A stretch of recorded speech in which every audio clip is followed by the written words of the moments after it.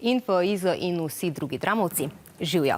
Učitelji, ravnatelji pa tudi vi že nestrpno pričakujete informacije o tem, kako naj bi bil po 18. maju organiziran pouk za tiste, ki se vračate v šolske klopi. Pričakovali smo jih že danes, a ministrica je sporočila, da bodo pravila skupaj z Nacionalnim inštitutom za javno zdravje pripravili do jutri. To je tudi zadnji rok za šole, v katerih pravijo, da se bodo sicer zelo težko pripravili na vse ukrepe. Medtem pa so se v mestu Wuhan na Kitajskem, ker so novi koronavirus lani novembra najprej zaznali, v razrede vrnili učenci najvišjih letnikov srednjih šol. Ob prihodu so jim izmerili telesno temperaturo, v učilnicah morajo sedeti vsaj meter narazen in obvezno nositi zaščitne maske.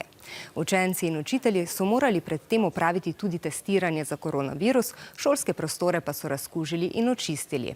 V ponedeljek bodo vrtce in šole za učence od 1. do 4. razreda odprli na Hrvaškem, vendar pouk v šolskih poslopjih ni obvezen.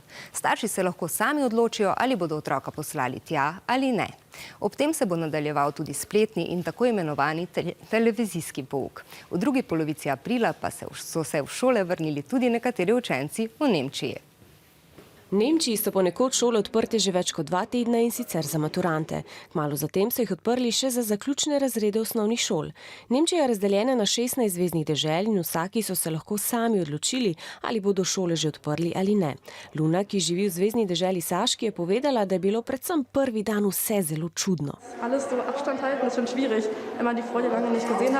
Učenci nimajo enakih urnikov, kot so jih imeli pred izbruhom koronavirusne bolezni 19.